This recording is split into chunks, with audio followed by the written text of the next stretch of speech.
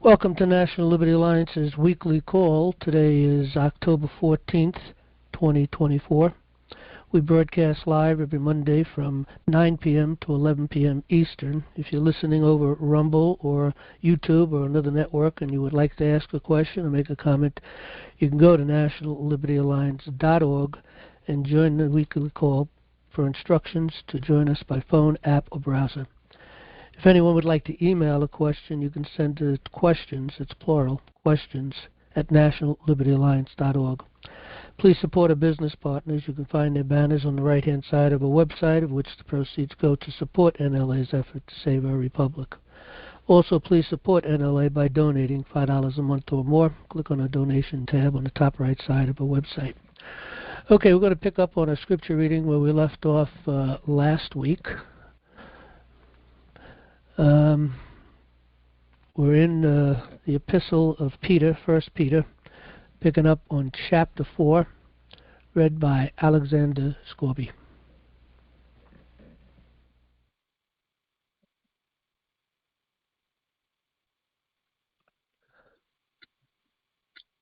Chapter 4.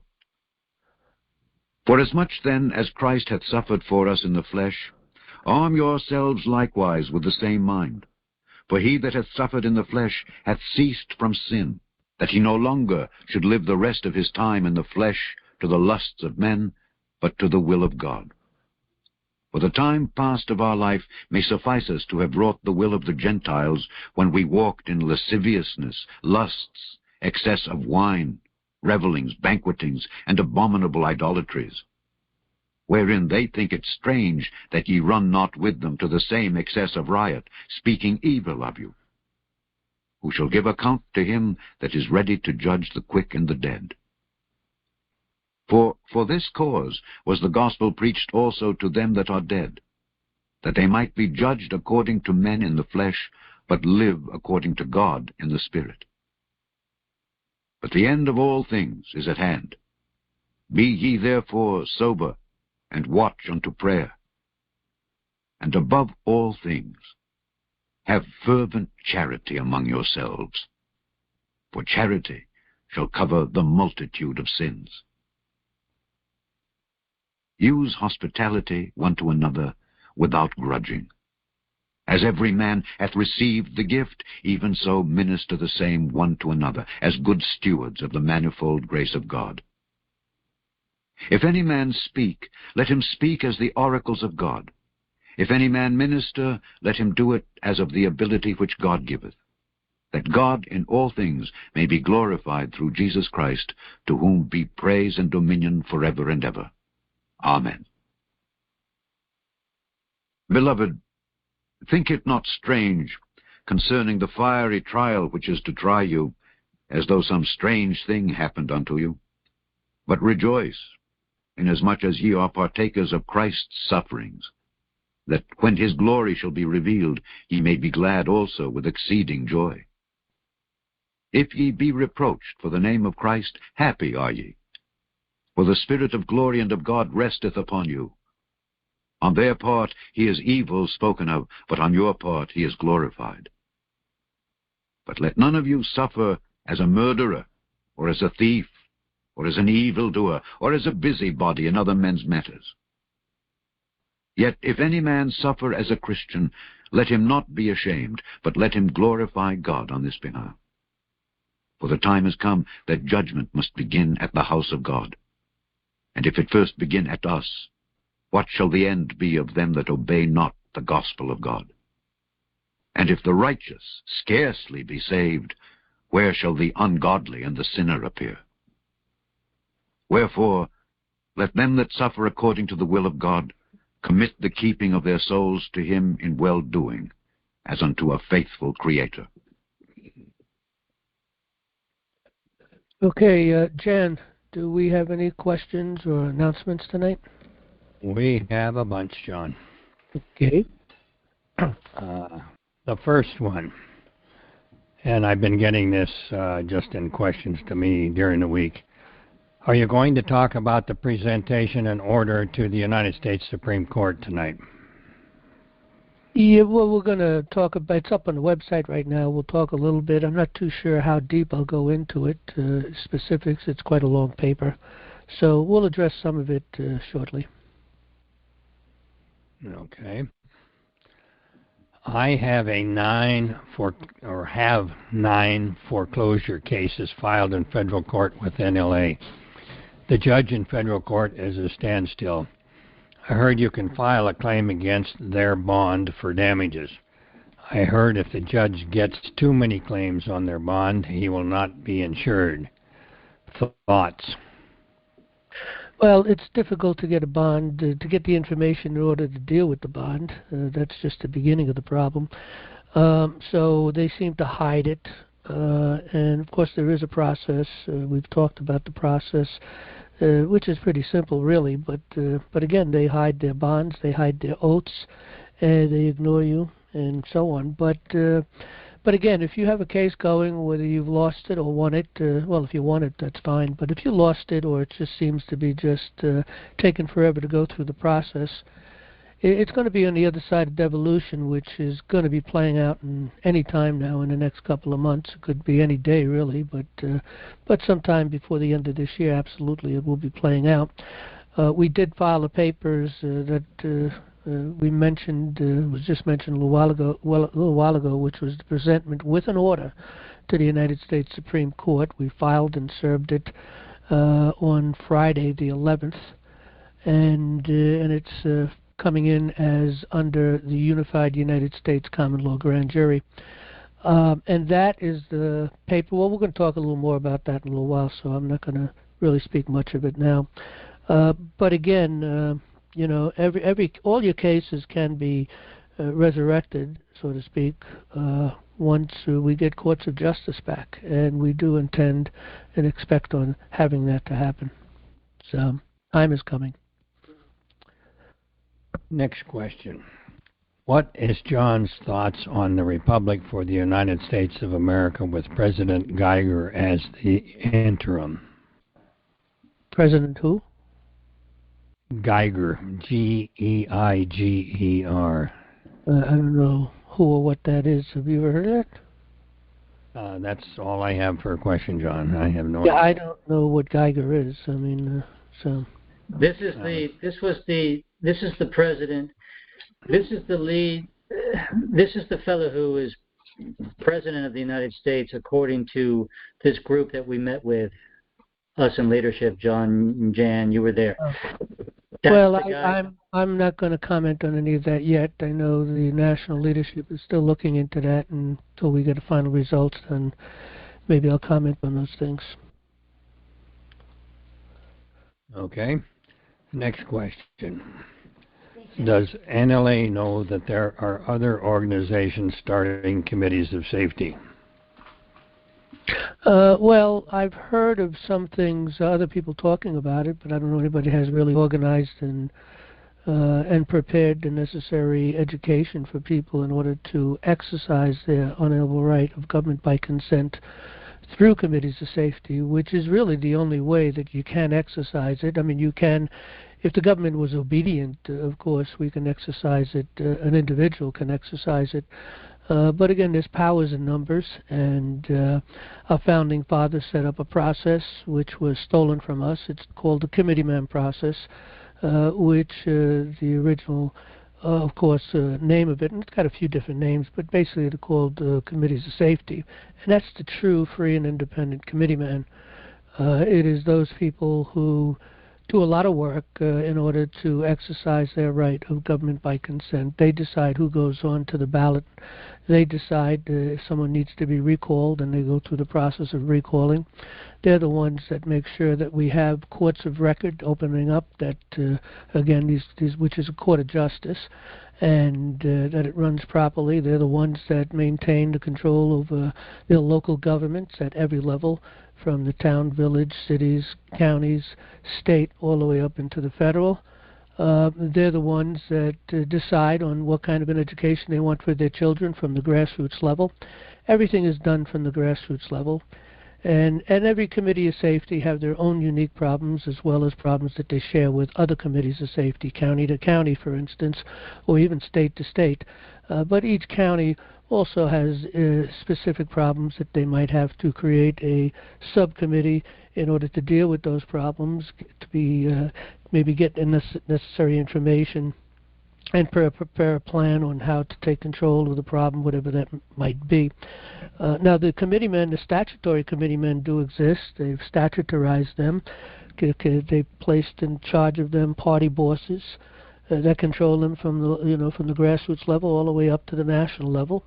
So they're really a committee that has been really captured, a captured committee controlled by statutes and party bosses. And the only thing that they really deal with also is just getting people onto the ballots. So their whole purpose is to either get the criminal on the right or the criminal on the left. They really don't care. On a higher end, they really don't care who gets elected. But of course, because they're all criminals usually, it's controlled, just like the judges are controlled. You're not going to become a judge unless you're a bar attorney and then bar taught. And then at that point, you're totally controlled. And it's the same thing with all of this. But again, I am aware that other people have talked about this. We've learned of different groups early on, maybe just a group here or a group there, starting a committee of safety within a specific area, not necessarily bringing it on a national level. I'm not familiar with any group that's trying to bring it at a national level that has prepared the proper education for people to be able to exercise that unalienable right of government by consent. And has worked out some kind of an organization to assist them through committees as correspondence for the purpose of communicating with other counties, and whether they be in their state or even in other states for whatever purpose that they're battling or trying to protect or bring to fruition, whatever it might be. All right, next question. I have a hearing on 10/16/2024 for the judge to hear why I want my attorney to withdraw as my counsel. John, have you or anyone on the team ever heard such nonsense? I've already granted permission to withdraw, and the attorney e-filed his withdrawal, but the judge wants to know why. Well, again, they need to maintain control of the criminal activities, and they need to maintain the control of the final results, and so therefore it has to be all by bar attorneys, and that is the problem. A lot of bar attorneys don't realize how evil they really are and participating in that whole process.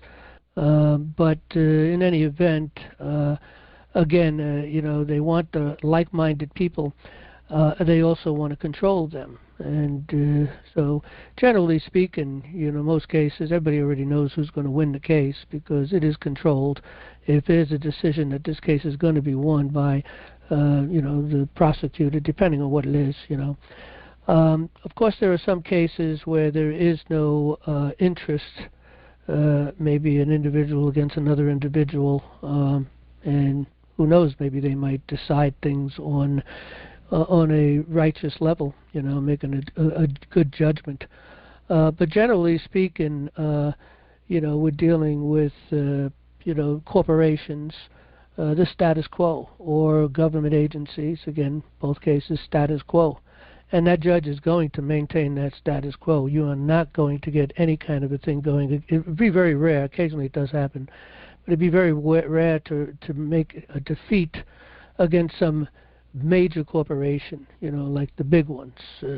Very, very rare. And also, of course, extremely rare to win anything against the government itself, because they control the courts, and the whole thing is totally corrupt, and the whole thing is set for them to win and you to lose. And of course, that's what needs to change. This nation will be as just as its courts are. And our courts are extremely unjust. They're really corrupt. And that's why we have all the problems we have with other nations. The problems with CIA going in and causing problems in many, many other countries. And just nothing but havoc around the world, constant wars. Nothing but havoc. But times are coming that they're going to be changing. So it's very, very close. Don't know exactly when. But just, for a lot of people who may not know where the best place to get some of the news, we did put a page up where we set up for up-to-date news. Okay, and just over the weekend, I put together everything up there that I listen to get my information. Also, I found this film called The Outlier, which was very good, so I posted it on this page. It's the only video on this page. But pretty much this is connections, links to different places where you can get reports and information, news that's rock solid. From my perspective, I've been following these people for quite some time. I have found them to be very consistent within their own reporting. I mean, that's how you tell, truth. Truth is self-evident. That's a biblical principle. Just listen long enough and you could discover truth or not. As time goes on, you look for the contradictions. But not only do we find truth within their own reports, I've also found that we pretty much find a good, connection between these people. In other words, it's very consistent. I mean, sometimes one may pick up something that the others haven't, and occasionally there might be a different perspective, a different point of view. But generally speaking, all of these different reports and programs or podcasts or whatever you want to call them, X22, I make sure that I listen to that every day. He plays 5 or 6 times a day. He's got a report coming out. He's got 2 reports every day. One's financials and one's is pretty much what's going on around in the world, particularly, of course, here in the United States, but else places too. And then there's, and we know, SGT report, the Q News Patriot, Christian Patriot News, Stephen Gardner, Tucker Carlson, Donald Trump, Bongino report, JRE clips are pretty good too, so I put that up here. And for health purposes, Dr. Eric Berg. This guy's pretty phenomenal on teaching people on how to really deal with medical problems, a lot of diseases and deficiencies, and basically treat it through vitamins and supplements. So in any event, this is a good place to get your news if you're looking for real good news. All right, next question. I received a credit card offer from my local bank in the mail, so I opened it and read through the terms and conditions from front to back. And upon the last paragraph on the back side in bold, it states that the credit card agreement contains a jury trial waiver notice that upon enrolling automatically negates any right to a jury trial in the event of litigation between the card holder and the bank. What is strange is that the phrase jury trial and trial by jury are used as if they, the bank, think they are interchangeable. Jury trial is admiralty and trial by jury is common law. My question surrounding all of this is this indirect extortion, and how can unalienable rights be contracted away? At the minimum, statutorily speaking, wouldn't this violate USC 18, 241, and 242, not to mention treason? Well, this is just one part that you're bringing up of all the criminal activity, organized crime. The mafia has nothing on the federal government. I mean, they have total control far and above. But in any event, all of this is repugnant to the Constitution, therefore it's null and void. You can't, I've seen these kind of things written up in different various places, but it's unlawful. It has no weight. It may have some teeth right now because criminals are in charge and we have to get rid of these criminals. But again, the whole stage is set. The idea that they want to set the stage that you can't have a trial by jury, which is common law, which is a court of justice, which is an unalienable right, is just absurd and not possible under justice. But again, if you go into our courts today, there is no justice. If you go into our courts today, there is no Bill of Rights. If you go into the courts today, you're going to lose if you're going up against the status quo. And again, it's very rare. And it's also almost near impossible to get a jury in trial for anything. They constantly make these summary judgments and make their decisions and usually throw you out before you even know it. Every time I go into court, I have to get ready to battle a judge. It's a constant problem. Sometimes I go on for months on end, making battles against the judge because they just don't stop. So, again, we've lost our republic. It's coming at a point where it's time to seize back our republic, and it is going to happen. There's no doubt in my mind anyway. So Trump is working to give back to us the power and the authority that we deserve as the people. We are the sovereigns. We're the lawmakers. We make the law. We decide the law. We the people ordained and established the law. It's called the Constitution. And we've laid out the powers and the authorities that we've given them the authority, our representatives, to take care of that business. We've also set up the courts. We've vested these judges to do the right thing, to be obedient to the law, to honor their oaths. And the whole thing is corrupt and lost. And thank God for Donald Trump at this point, who's going to give it back. And therefore we can have government by consent of the people again. The problem is the people don't know how to have government by consent. That's the problem. And that, of course, is what the purpose of National Liberty Alliance is all about, to teach the people how to have government by consent, to get a proper education and understanding. You know, our heritage is in the law. If you don't know the law, you don't know your heritage. You don't know when they're breaking the law if you don't know the law. And the law is pretty simple. It's laid out in just a few pages in a small booklet called the Constitution. You can get a copy of that in many places. But in any event, you know, there's not much to it. Everything else is common law. Common law is common sense, that which is right and just. Common law is built of maxims. Water does not go uphill. No one can argue that unless you put a pump to it, of course, you know. So common law is very simple. We the people, the way it's set up, common law is set up, we the people decide whether we will permit an indictment or not. They got to come beg for that or ask for that, shall I say.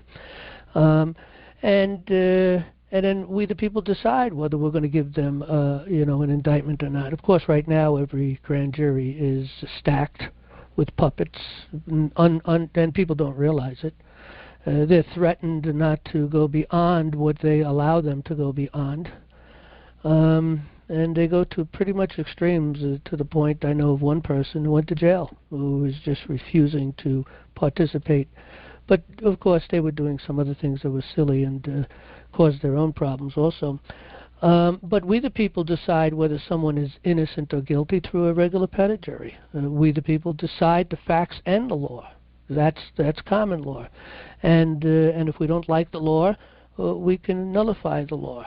And any time a law comes into play outside of common law, like statutes or codes, it's only because the individual that might be being tried might be involved in some kind of a commercial activity, or maybe something with the government, working for a government agency, so therefore they're under those codes and statutes, and they must operate under what our representatives written up for them to be controlled. And there's a lot of great statutes out there, of course.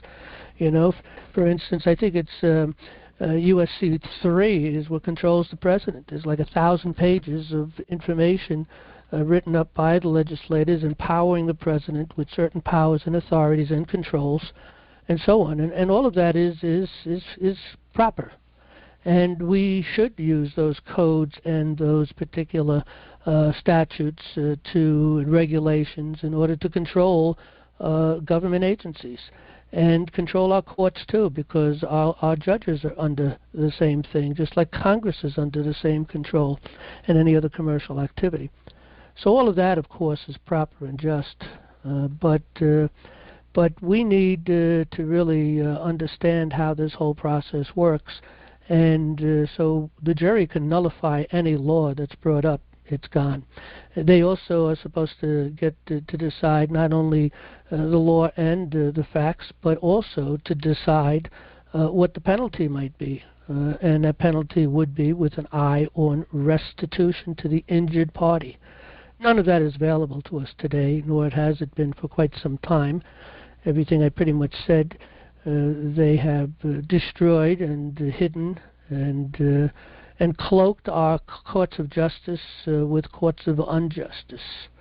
And we're about to get it back, but you know, as Benjamin Franklin said, you know, we have a republic if you can keep it, and to keep a republic requires a certain education. Jefferson called it a proper education. So you need to understand who we are as a people. You need to understand the history of our nation. You know, we have the Federalist Papers and the Anti-Federalist Papers. If we have any concerns or questions concerning the Constitution, we go back to the original debates and decisions by our founding fathers, all found in that area, the Federalist and the Anti-Federalist Papers. So, okay, next question. In regards to the Petit jury, I notice a lot with the juries anymore convicting on majority vote, say 9-3, not unanimously. How is that? Where can I cite historical concrete evidence that the jury is only able to convict unanimously and address this to the courts and jurors? For someone to be found guilty of anything in a criminal case, it has to be unanimous. One jury can hold up the whole thing. They call it a hung jury, and there's no there's no such thing as a hung jury. You know, the officer of the court, which is a magistrate, he might be a judge, but he's got to have his magistrate hat on if he's in a court of justice, you know, a courtroom under the common law. He can't make any decisions, but he's like a traffic cop, and he will certify and seal the decision of the jury and pass it off to the sheriff for execution to the specifics of whatever the jury decided, and that's the way it's supposed to go. But if a jury comes in and claims, well, hey, you know, we can't get this decision, it's up to that magistrate to say, well, okay, go back into the room until you work it out one way or another. You got to come back with a decision, and that's it, final. No matter how long you spend in that room, you need to come back with a decision. And they could come to the point and say, we're just not going to get anywhere, so we're going to have to find the person not guilty. Because it is required to have all 12. It must be uniform. And it basically under common law, you can't have someone making one claim that they're guilty and everyone else innocent, or vice versa. You know, everyone guilty and vice versa. Everyone innocent. You know, everyone says they're innocent and the other one guilty. No, it's got to be unanimous because there's an imbalance there, and there has to be a consistency. And the bottom line is, if you can't get 12 people to agree that there is something stuck on that, then the person walks. It's over, and they can't be retried again. You know, that's also part of common law, and it's also written up in, I believe, in the Bill of Rights. Okay, next. Okay, this next one pertains to the long 2.5-page proclamation, affirmation question that you addressed at the very end of last Monday night's session. And it says, I have a few questions regarding criminal case. Based on, number one, if the jury were instructed by the judge to follow the law as she gives them, as she decides the law, would that mean they lost jurisdiction? Well, what happens, they call it a runaway jury when a jury goes up against the judge and does not go forward with the will of the judge. I mean, what are we there for if we have to follow the will of another individual? How can we follow our conscience if we have to follow the will of some caped individual who is taught by the bar, which is really taught to destroy? You know, the purpose of the bar is to destroy this republic. It always has been. That was the purpose it was created for, and it started its effects here in this nation before we became a nation. The bar came into the colonies in 1750 for the sole purpose to destroy our common law courts, just like they were doing and had pretty much done in England already. And they just couldn't have the colonies here, which is under British rule, having their common law, which would give them power and authority over the king. and that's the problem. So they came in and started creating their chancery courts, where the judge gets to decide everything, judge, jury, and executioner, pretty much. They decide it all. They don't need a jury. After all, they got the will of the bar in there, which is the will ultimately of the elite, the powers that be, whoever controls all these things. And we know that the world is controlled by just maybe 100 families or so, roughly. So, again, nothing has changed, nothing new under the sun. This has been going on for a very long time. The United States was the first nation to break away from that, of course, but we've been recaptured, and it's time for us to be free again, free and independent. And it's coming up, as President Trump said in his inauguration speech when he was elected the first time. He was elected not to take power, but to give power back to the people where it belongs. And that's where we're coming up to that point. These last 8 years have been really set to play for the sole purpose of doing that. The first 4 years was to set the stage and the controls behind the scenes. The next 4 years was to reveal to the people, because a lot of people were sleeping. We've seen a lot of people on different news medias, particularly on Fox, for instance. I don't know about any others, but a lot of those people have woken up, even though they're still under control. But we have Carlson that has come from there. We have numerous people that have come from there, broken away, and do their own podcast now. But they're still reporting some good truth. But they're still under controls. There's certain things they can't say or do, and when they do get totally out of control, they get fired. But we're gaining back the control, and the people are starting to see it. I don't know where we really are, but I heard as much as 70% of the people have pretty much been awakened. And that might be true, especially when you start to look at the different individuals that have left the Democratic Party, who was somebody of character and somebody of recognition, and have joined forces. You got Kennedy, for instance, is one of them, quite a few others. So you got a lot of people that are waking up on the Democrat side.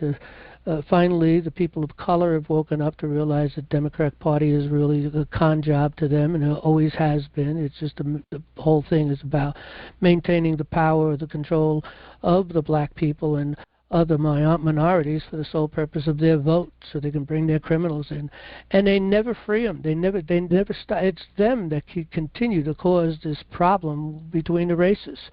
So again, you also have Musk, who's pretty followed up on X and now pretty much everywhere. He's talking in a lot of places right now, and he's got a huge following. A lot of people are waking up. So I think maybe 70% is maybe a good number. I think in the next couple of weeks to the next month or so at most, the rest of them waking up. But you'll always have maybe 10% deadheads. You're not going to get them no matter what. They're just totally lost, totally asleep, whatever the case may be. I don't know. But in any event, to get that other 20% is going to cost us some real serious problems. There's going to be violence in the streets. There's going to be upheavals in our cities. Threat of not only civil law, but also civil war, but not also a threat of nuclear war. All of this is about to happen, and that's going to be the final wake-up notice for the other 20%. It's coming. It's coming down the pike. A lot of things are being revealed right now with Hollywood, what's going on there with pedophilia and a lot of serious problems. And that's just the beginning. What is about to be revealed is going to be on. Also, people are going to have a hard time believing it and a hard time receiving it. But the evidence will be there. It'll be seen. And reckoning is coming. So it's close. Next question. If I did not see any of the documents filed in the case until after trial, how can I bring that up to address that? Through appeal or writ? Well, you can go through the appeal, of course. That is the process you're going to have to do at this side of things. I mean, there are writs that can be done, but they don't have any respect for the writs, which is the power of the people, the power of the king, the power of the sovereign, and we the people are the sovereign. Okay, so they ignore that. We file writs because we're revealing the hypocrisy, we're revealing the criminal activities, we're revealing the fact that this is a conspiracy within the federal judiciary particularly.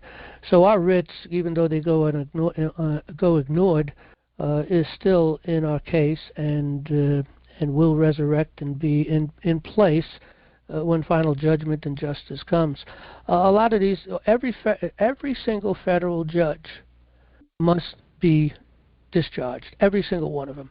I think many of them are going to go to jail. I think that's going to be taken care of by the military and dealing with the enemies, foreign and domestic. So we got a lot of domestic enemies. We know there's over 450 indictments out there, and I think there's a lot more than that happening. So a lot of judges will be gone away with, and either they'll run, commit suicide, or be arrested. But those who have not gotten to that point, well, they have to leave. And that's one of the things that our presentment is making that case. They got to go. They have performed so much evil. They have destroyed so many lives. They've destroyed families. They've held up what they want to hold up. They have covered up our courts of justice. They've denied us our Constitution, our unalienable rights. They've denied us our courts, and they need to go. The other thing is that they're not going to be able to bear the weight of all of the cases that are going to be brought up against them. I know, as for me, I know of at least 150 to 200 judges we're going to be going after, specifically for monetary reasons. And it's going to break them. They don't have enough money to be able to pay the restitution to the people and the lives that they've destroyed. They just don't have it. These people, they need to be relieved from their duty. They need to really go to jail, in my opinion. But and a lot of them will. Maybe we'll bring up criminal charges. We have brought up a lot of criminal charges against quite a few judges. We've brought up a lot of indictments. We've shown a lot of cases where they totally just ignore us, shut us off, don't answer, don't even bother with the cases, throw everything out. Lots of cases like that. So I know myself, I have about 5 personal cases, my own personal cases. I intend on getting justice at some point in time in each and every one of them, going after every judge and certain lawyers that are involved in that whole process and so on. So again, justice is coming, not far away, very close now. Next question. Can there be multiple DAs throughout the case? For example, I see a few different names in the papers that were filed, and also different names from those that are signatured on the bottom. Well, first of all, there's only one district attorney that is really there for, let's say, the state district attorney. Same thing with the federal, and also on a county level. And everyone else is an assistant. Okay, district attorney, DA. They can pick up each other's case, I would presume. I don't see a problem with that. In the sense that if one, hey, I'm going on vacation, take care of this case, whatever, or they just change, that's their business within their own, group there as far as these attorneys are concerned. But again, anybody who's going to want to practice in a court of justice has got to leave the bar. And they also have to learn common law, because at that point they can't pull the civil law against the people. We're not here under the civil law. We're under the common law. Equity, which brings us to legislative law, which still is under common law, because we're a common law nation. So that's why we have the ability to nullify anything if it is outside of consistency with the common law. Then we nullify it. We just discard it. And that's the power of the people. People don't realize the power of the people. We have an extreme amount of power. The problem is you can't exercise it from one person. You have to have a group of people working this out, and we have to be throughout the whole nations in order to support ourselves and to support each one of the different committees of safety. But again, we are the sovereign, and once the courts of justice are back and the people take control of their counties from the grassroots level, and all of the different political subdivisions within that and above that, that meaning being, you're looking at the village courts, the town courts, the city courts, the county courts, and then of course the state courts and the state's government, the county government, and then you're looking at, of course, you get into the federal government, and so on. But again, everything is controlled by or should be controlled by the grassroots, and but once we take control, and only the people can do that, and it has to be across America. Once we take control, one person will be able to get up there and get their justice and make their demands and control the system that they have every right to control.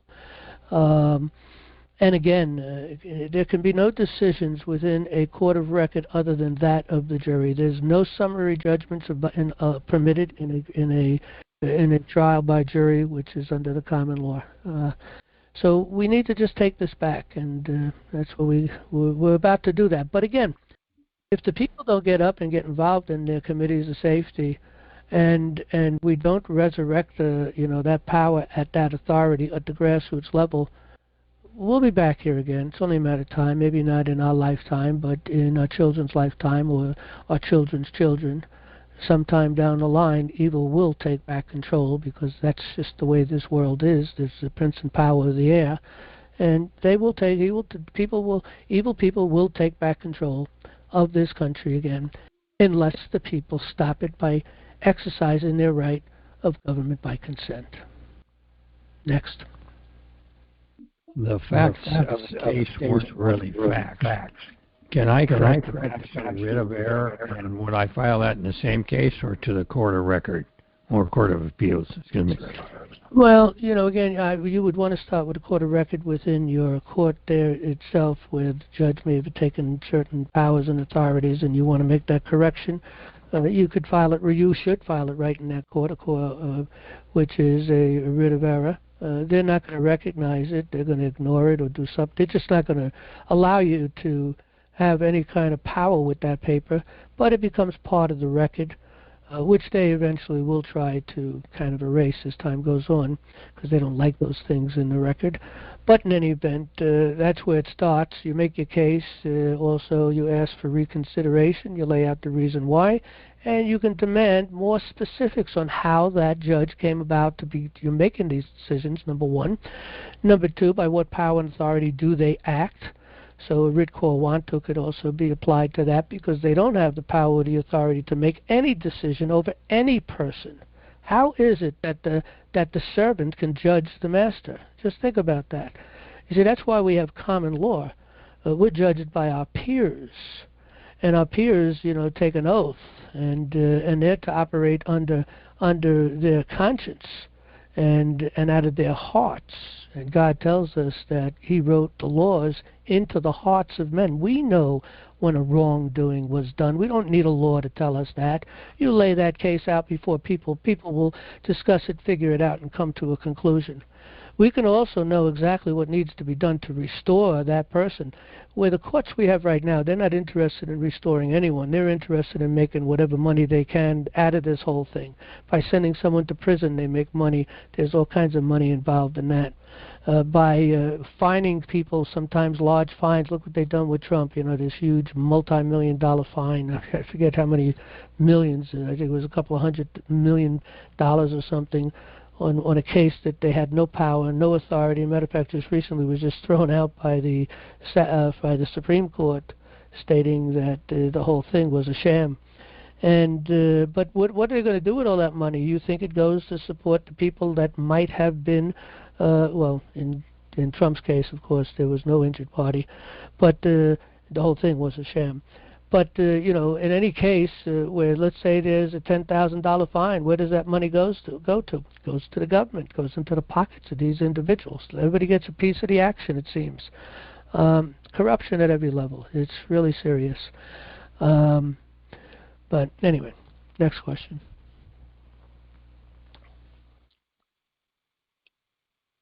Jan, did you mute yourself? Did we lose Jan? Yes.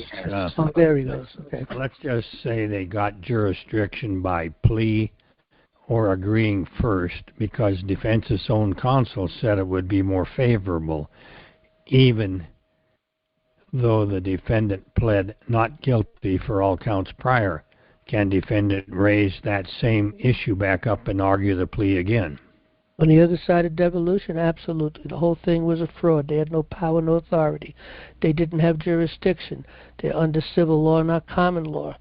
Civil law is Babylonian law. It could be traced back. It goes to Roman law, Justinian law, then Babylonian law.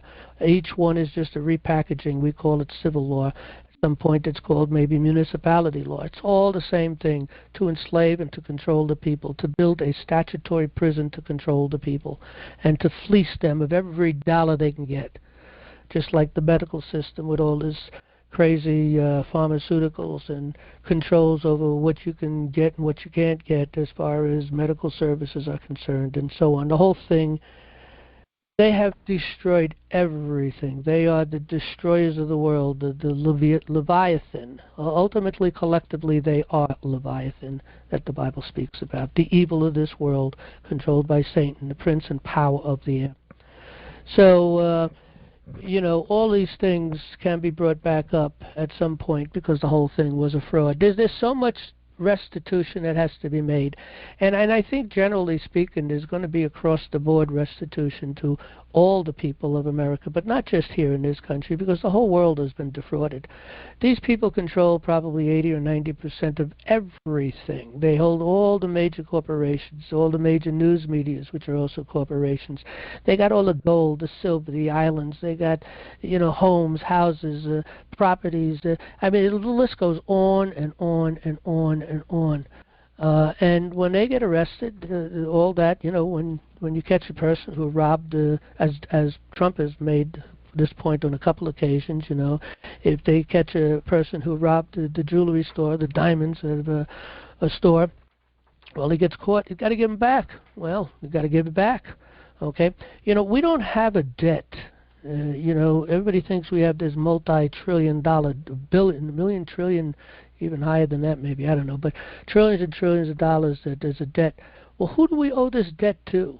We owe it to them, the evil, those people who have defrauded us. So we owe no debt. There is no debt to be owed to anybody. But there's a lot to be seized, trillions and trillions and trillions and trillions of dollars to be seized from these people through assets, gold, silver, liquidity. I mean, all this stuff, collectively speaking. Well, what are they to do with that? I mean, let's take Trump from his position. What's he to do with that? They're going to keep it in the government? Or what justice is that? No, we've been injured. Every single person in America has been injured.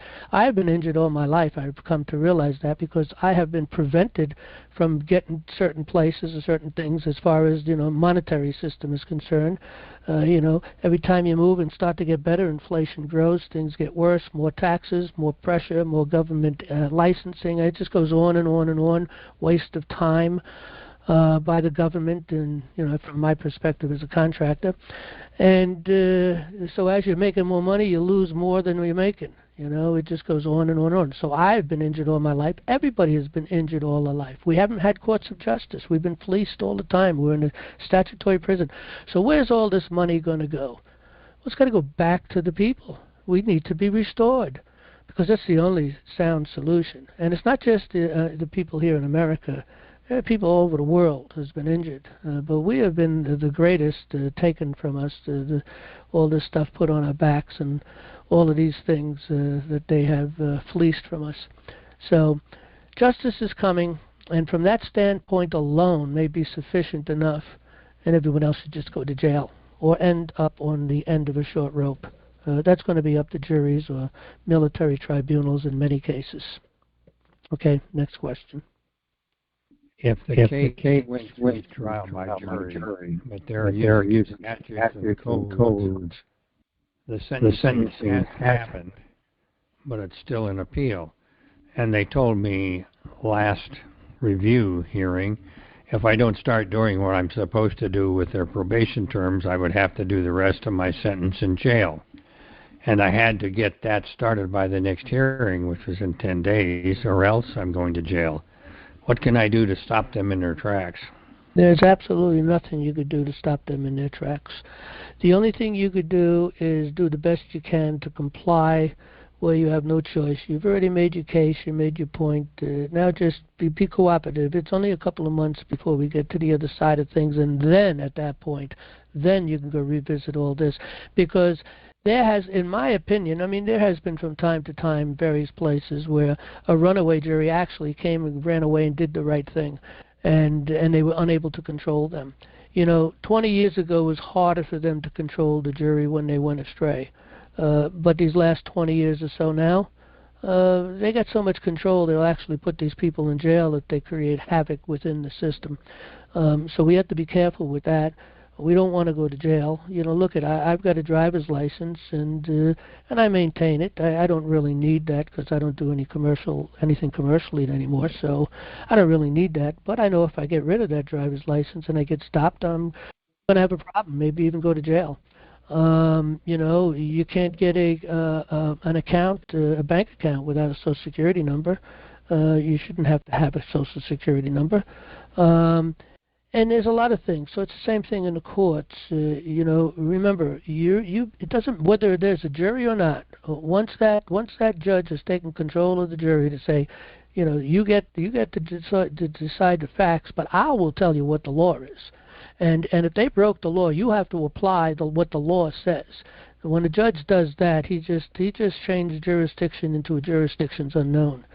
The proper thing that the judge is to let them to say is to give them, to empower them, that you have all the power of decision. You are the lawmakers. You could decide whether this person is innocent or guilty. If there's a law to be applied, you can make that decision on whether you like that law or not, and you get to decide what the penalty would be with an eye on restitution. That's a properly informed jury, a fully informed jury. We wrote 2 handbooks, which you can get up at nationallibertyalliance.org. If you go to underneath Start a Committee of Safety, and you come down to handbooks, videos, and tools, you'll find 2 handbooks that are for the juries. One is for the Petit jury, and the other one is for the grand jury. Here's a grand jury handbook. It's 30 pages. It's a PDF download, or you can get the handbook, pocket handbook, and you can find those books under, under Welcome, books by John Darash, and you click on that and you'll find all these books.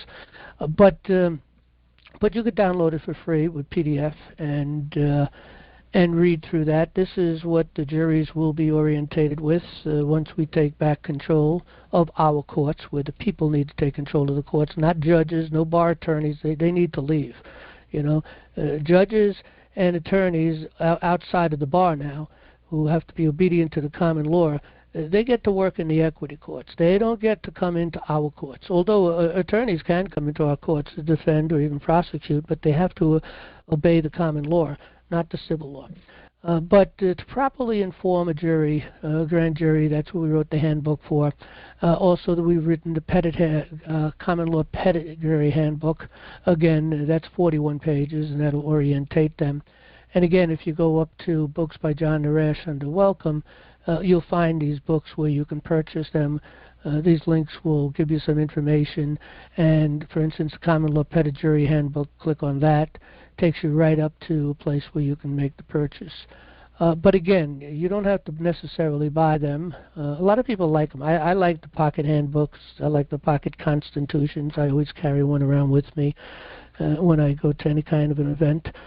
And these handbooks are really good, and I kind of like the handbooks. But again, you can get it in PDF downloads. So the people get to decide all these things. Next. Can I challenge jurisdiction of that court for denial of due process? When I challenge jurisdiction, do I file that in the same court and case or court of appeals? Well, when you challenge jurisdiction, the law says it has to be decided.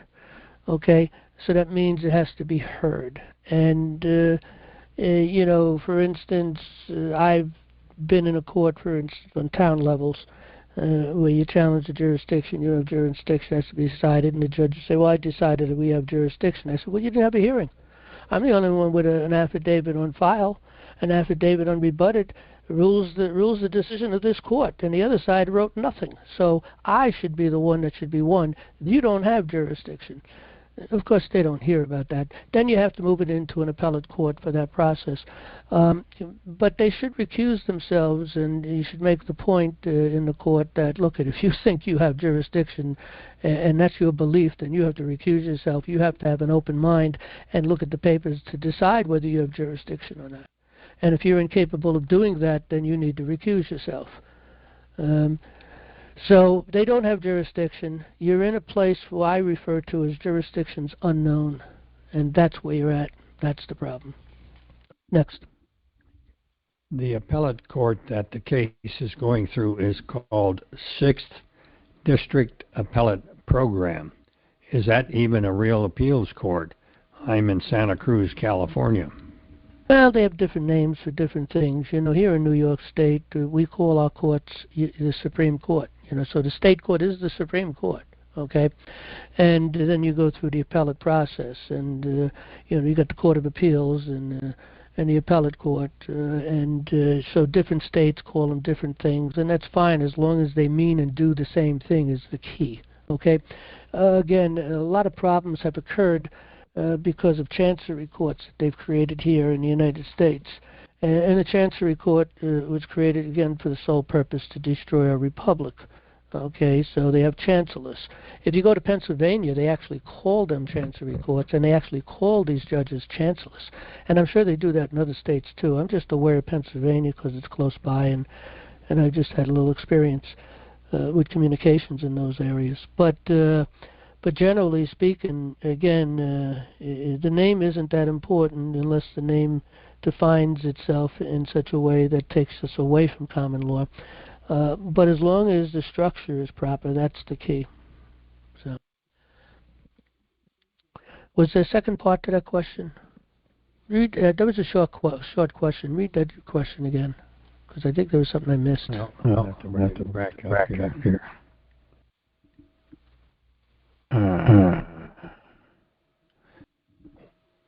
No, I can't bring it back up here. Okay, next question. I probably got the whole thing, but go ahead. Next question. Next question, and I'm not sure where the question is. Wouldn't it be helpful to quote Westlaw for the purpose of education and governance so that the ambiguities are removed from America's founding documents? In constitutional law, statutes that contain ambiguous language are void for vagueness.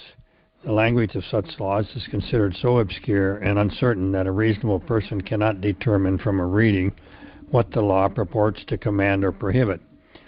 This statutory ambiguity deprives the person of the notice requirement of due process of law, and therefore renders the statute unconstitutional.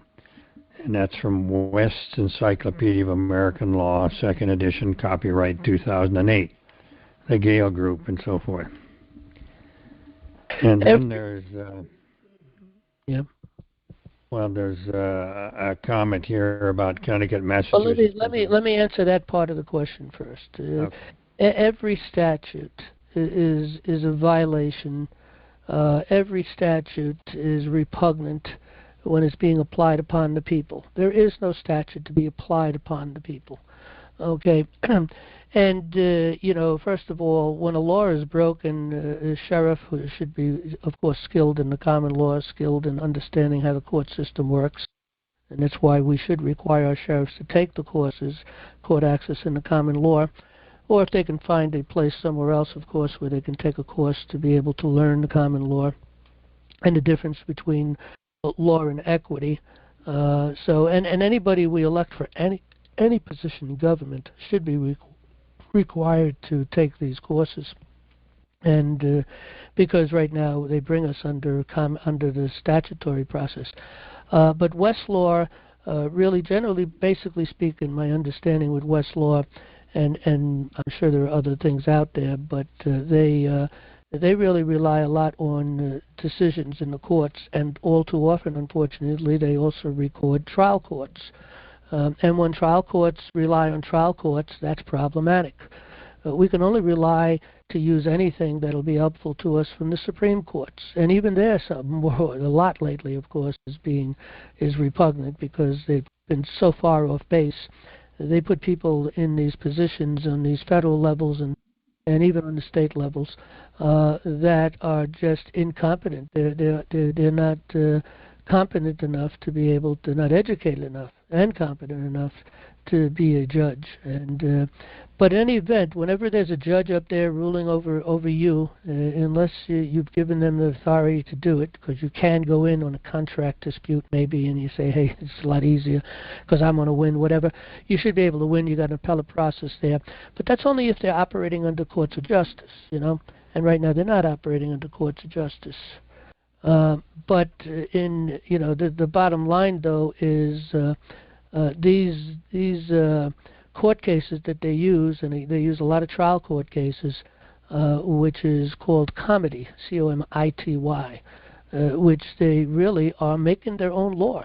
So when they really do a real good evil job down on the bottom line there at the trial level, and they get a decision that's so far off base, and then they apply that as law in other cases because your case is similar, and common law says, things similar is not necessarily the same thing. Nothing is similar.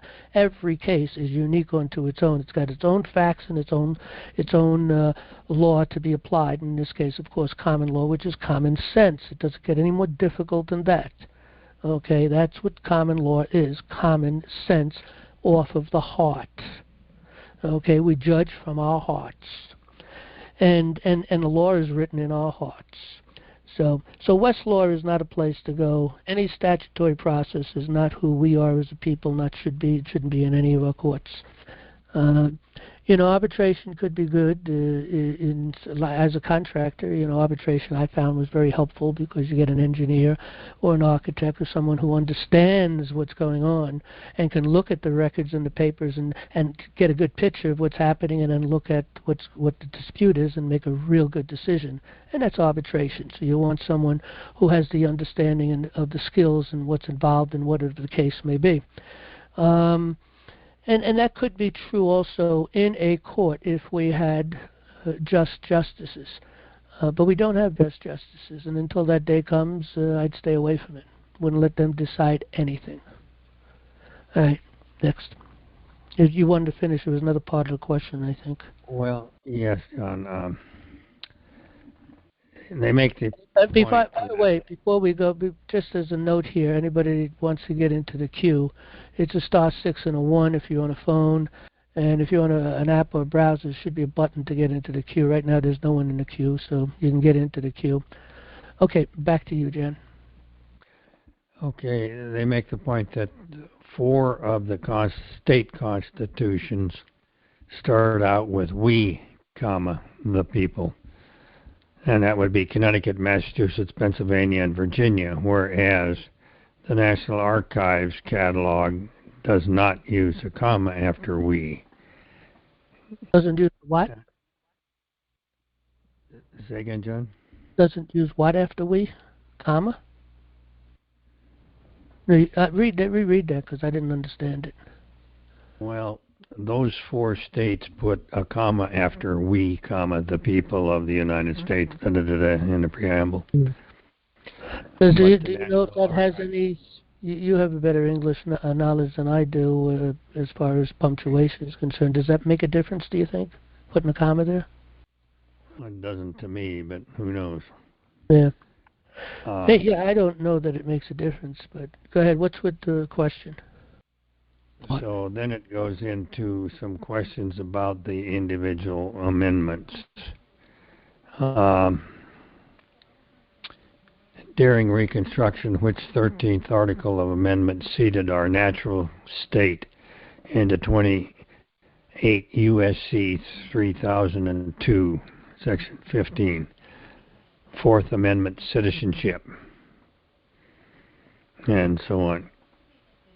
Okay, I don't know what that means when they say the 4th Amendment citizenship. I'm not sure what the question is, to be honest. You want to try reading that again? Maybe I can listen a little better. Won't help, okay. Yep. Well, let's give try it a the try. next Read one. it one more time, because there were a few things I can maybe make a point on anyway. So, During Reconstruction, which 13th article of amendment ceded our natural state into 28 U.S.C. 3002,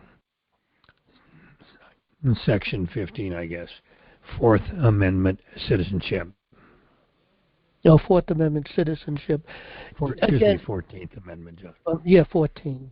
That is much more sense. Yeah, look, the 14th Amendment didn't make any real change at all. It was just trying to make a point, although it depends on who is interpreting it, because they like to change the meaning of words, the meaning of things, and give it a different meaning. Okay? So when we read anybody that is being naturalized, okay, in the United States, okay, and we are subject to the jurisdiction thereof. The jurisdiction that we're subject to is the law. Okay, there are two jurisdictions in the United States: law and equity. We, the people, are under the jurisdiction of law. That's where we go into our courts and get the law, which is common law. Equity, of course, is legislative law, where people who are under certain controls of regulations, statutes, and codes for the sole purpose maybe of operating certain commercial activities, or if they're operating even illegal commercial activities, and also government agencies that are also operating, they need to be under regulations, they need to be under codes. You see, this is where we gave them the power to really, control themselves, okay, in the sense of laying out the structure of regulations, what they're allowed to do, what they can't do, and how things, is sort of like, how they can operate within the business, and of course statutes are laws, and they can end up being a criminal situation too. But again, there is no power or authority over the people outside of law, and that's the key. So when we read, for instance, the 14th Amendment, all persons born or naturalized in the United States, and remember, if you're born in the United States, you're automatically a citizen of the United States. You're a citizen of the state you live in, wherever you decide to live, but you also get all the powers, the authorities, and the rights as you cross over a line into another state and something takes place there and you have to go into a court. You have all the power, the authority as a citizen of that state as any other state, because we're citizens of the United States. I know a lot of people teach a lot of things about that, only because they have distorted and tried to give a new meaning and a different meaning to being a citizen. Okay, but we're under a citizen of our republic, one nation under God, indivisible, and so we're a citizen of the republic. And so we're under the common law. And we also, if you read the Constitution, we've empowered the authority of the federal government to make people citizens, but through naturalization. In the Constitution, the word citizen is used 7 times. So our founding fathers had no problem using that word. We're a citizen of a common law republic. That's who we are as a people. And we should not allow them to steal the meanings of words like the word citizen. But it goes on: a person born and naturalized in the United States and subject to the jurisdiction, common law thereof, are citizens of the United States, any state you go into, and of the state wherein they reside. No state shall make or enforce any law which shall abridge the privileges, which more than a privilege, I don't like that word, and immunities of the citizens. But from another standpoint, we can appreciate privileges being given to us by God, okay? But we don't have any privileges that they've given us. So the immunities of the citizen of the United States, nor shall any state deprive any person of life, liberty, or property without due process of law. Brings us right back to the Fourth Amendment. Nor deny of any person within its jurisdiction the equal protection of the laws, which is the law of the land, which brings us right back to common law, the natural law. So I don't find a problem with the 14th Amendment if that's what they're trying to bring up on this. And again, I know there's a lot of people out there teaching a lot of things, but they just haven't done enough homework yet. And, I was guilty of this too in the beginning when I first started getting this. There's nothing more dangerous than ignorance in action. Nothing more dangerous. And in the beginning, when I was trying to figure things out and trying to learn, listening to other people, but, by God's mercy, I've learned a long time ago, sort of what Reagan says, trust but verify. I'm not happy with receiving things unknown just off the cup from people. I'll take it with a grain of salt and go search it out. And after a while, trying to understand the difference between law and equity and different things, I was holding a certain position that was in error, which is a lot of the sort of the movement of the man on the land stuff, and of course that got corrected through education. That's the only way you can correct that, is through education, doing research, finding the truth out for yourself, digging deep. So there's nothing more dangerous than ignorant inaction. And I say again, I speak to myself first. I was guilty of that. But there's a lot of people out there that are just under misunderstanding of things, and they're coming to conclusions in different areas off of false foundations, and that's a problem. When you look at the things that we put together here, we back ourselves up with where we get our authorities. We're filled with lots of footnotes, which will give the authorities. All of our papers are filled with footnotes, everything. So, but we probably have error somewhere. From time to time we discover it and we correct it. But again, there are a lot of problems with this 14th Amendment thing. I used to agree the 14th Amendment was a problem.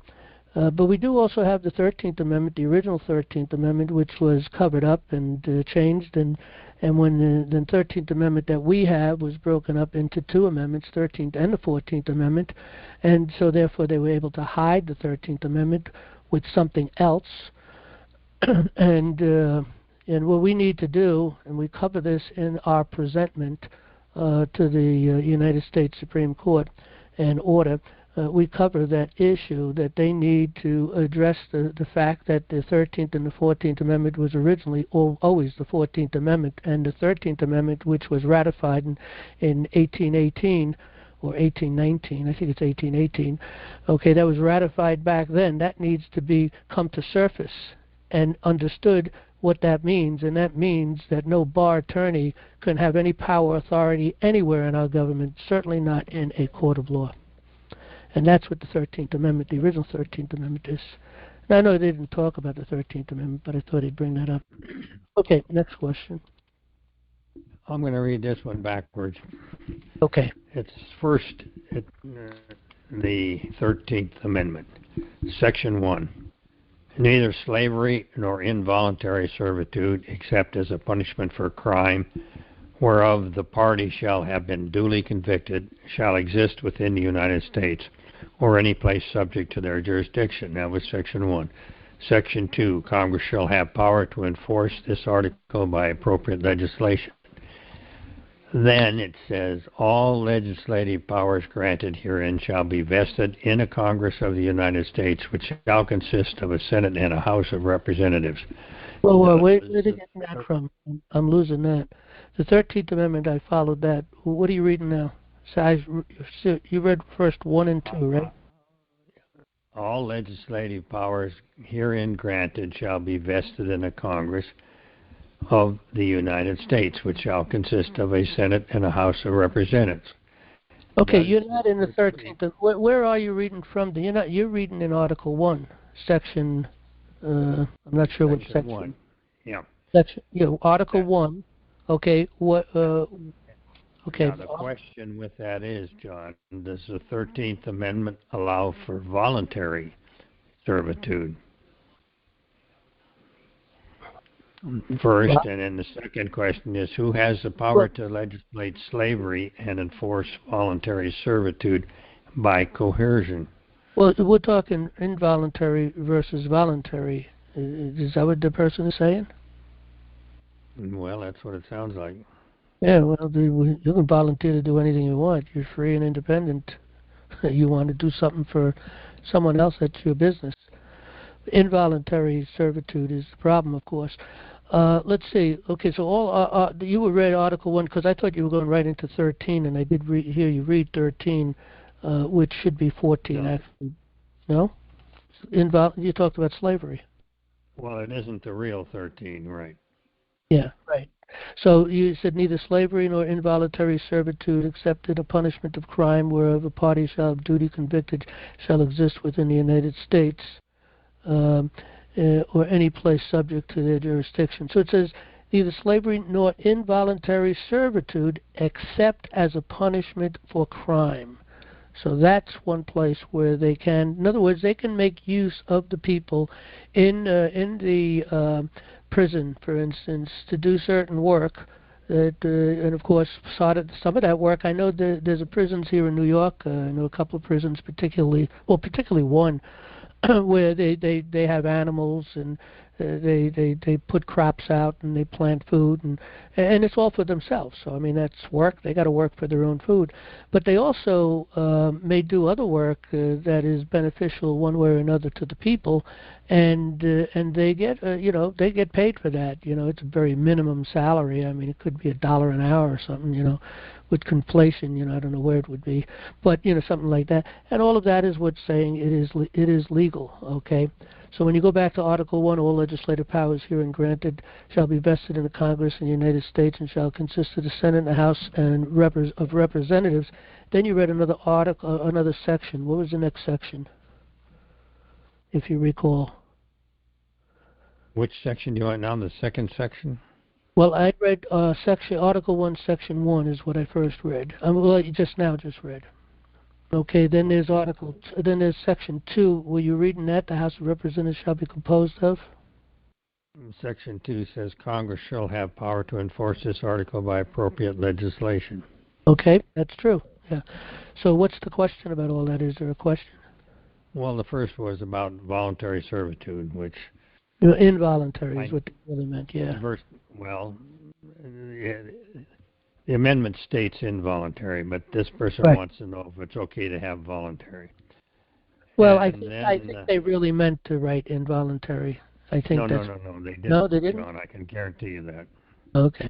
Yep. All right. Then the second thing is who has the power to legislate slavery and enforce voluntary servitude by coercion. Well, slavery was never approved, but the involuntary servitude, which would be a form of slavery, maybe, I don't know.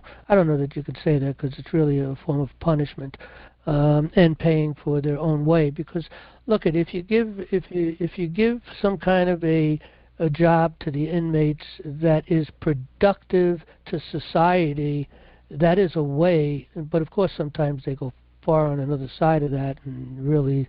Corporations get lost and involved in it, so I guess I've never traced all that stuff down, but I'm sure that's what's happening. But generally speaking, if it's given back to society and they're in prison, that's proper. And but first, the other thing is no one should be in prison unless it's a situation of violence, serious violence. I mean, people in prison that don't belong in prison, they need to be out of prison and being restoring the people that they've injured and bringing back to society from outside of prison, because common law is not big on prison. But anyway, is there any other part to that question or something? Nope, that's all the questions, John. Boy, we spent a lot of time on that. Yes. But okay, we do have a few people in the queue. We'll take them in a minute or so. But before we do that, I just want to quickly go through a few things that people may not realize. If we go back to our front page here, and this is pretty much on almost every page. There are very few pages where this is not the case. On the right side of our pages, this information is pretty much consistent throughout our website. But if you come down and scroll down, you'll come to a place where it says recent content. And I'm going to suggest to people they should pay attention to this because, if there's anything new posted up, well, that's where you're going to find out. Okay, so I've posted a lot of new stuff just recently, and over time, of course, and others have also. But that's good information for the latest stuff and the updates on the website and so on and so forth. Another thing I'd like to remind the people is that people should get involved in our join our campaign for constitutional sheriffs. Okay, so people should read through this and get their sheriff the book, Government by Consent.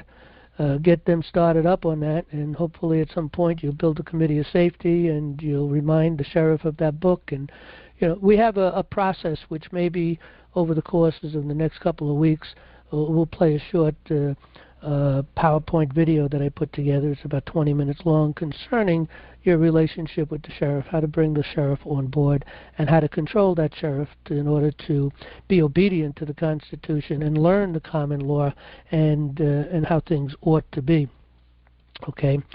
Let's see. Now, I mentioned earlier on our front page we do have the paper presentment with an order to the United States Supreme Court. It was filed just this past Friday. I put it out into the mail. They'll be getting it tomorrow. And we copied a lot of people, and I also copied 3 or 4 more people than's on this list, but they're outside of the government. But I'm just going to read very quickly through a paragraph or 2 here or there, then move on. But you can read the entire paper. I strongly advise people to read it. It's an education. It really will open your eyes to the court system and what's going on and what needs to be done to fix this court. So this is the most important thing we could be doing, is coming to a proper education to understand what we, the people, must do. And we need people behind this. We need people to try to get this viral. You know, get people out to this page. You can come up here and just click on the URL, do a copy on the URL, and send that out as a link for a direct to this page. Or you can send them to the front page on nationallibertyalliance.org, which is probably the easiest, and just click on the button, tell them presentment with an order to the United States Supreme Court. We need to get this viral, if possible. It's up to the people to do the work, you know, and get this stuff out there.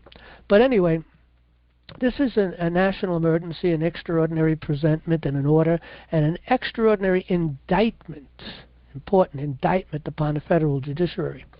And it starts off that bar-taught judges have twice ignored and concealed our writ quo wanto. This presentment is our final demand, after which enforcement will be implemented. The Supreme Court justices took an oath to guarantee a Republican form of government. We, the people, demand a declaratory judgment to restore our courts of justice under the law of the land. In a court case, Downs versus Bewell, it was written, it will be an evil day for American liberty if the theory of government outside of supreme law finds lodgment in our constitutional jurisprudence, and it indeed has. Matter of fact, it's been replaced with civil law. No higher duty rests upon this court than to exert its full authority to prevent all violations of the principles of the Constitution. Notice to agent is notice to principal. That's 18 U.S.C. subsection, that's Montana Code annotated 2023. But we also have 18 U.S.C. subsection 2071, which is applied upon them. Whoever willfully and unlawfully conceals, removes, mutilates, shall be fined under this title or in prison not more than 3 years or both. Now again, I'm not going to read much of this because again it'll take a lot of time. I am thinking about doing short half-hour pieces of this to read the whole thing out, put it up on YouTube and Rumble, and we'll also post it on our website, maybe create a page. So I'm thinking of doing that because it is a good educational piece, and unfortunately people don't seem to want to read anymore. And if we're going to want to get our liberty back, and we want to get our nation back, and we want to get control, and we want to have government by consent, we better start reading. So we have to become readers again. Videos are good, though, to some degree, but that cannot be the place of your education. We got to go back to the written word. So anyway, we have the enforcement here. We've got the Judge Advocate General, and that is the Navy. We got the National Guard Bureau. We've got NORAD. We've got the Air Force. We've got General Joseph Berger of the Army, and so these are the 1, 2, 3, 4, 5 different potential enforcements. I think the key may be the National Guard and NORAD. So, but in any event, they all got it. We copied the President, Donald Trump. We copied Tom Fenton, Donald Trump Jr., Robert F. Kennedy, Kash Patel, Senator Mike Lee, Senator Ted Cruz. These are all friendly people to us, people who are trying to make a difference and change things and bring us back. Senator John Kennedy, Senator Rand Paul, Senator Josh Hawley, Senator J.D. Vance, Congressman Mike Johnson, Congressman Jim Jordan, Marjorie Taylor, Congresswoman Marjorie Taylor, Congressman Matt Gaetz, Congressman Steve Scalise, Congressman Andy Briggs, Congressman Chip Roy, Congressman Eli Crane, Congressman Corey Mills, Congressman Jim Banks. And then, of course, we have the table of contents, which gives sort of an overview of what we're doing here and what this is about. And then we go into the extraordinary presentment. I'll read a paragraph or two. Comes now the constituted unified United States common law grand jury, hereinafter we the people, for an unprecedented presentment and an order to the United States Supreme Court, being the overseers of the federal judiciary, Article 3, Section 1. Let me just scroll down. Again, this particular paper is 128 pages long, but we do have attachments onto it, of course, that makes it a lot longer than that. We attached our writ quo wanto, which we had originally filed, so that's in here also. And I think that's 28 pages, if I recall. Let me see.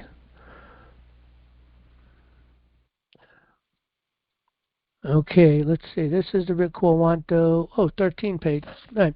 But what I would like to really take a quick look at, and which is the end of our paper in conclusion. I'm just going to read that. It's about 1, 2, 3, 4, 5 paragraphs.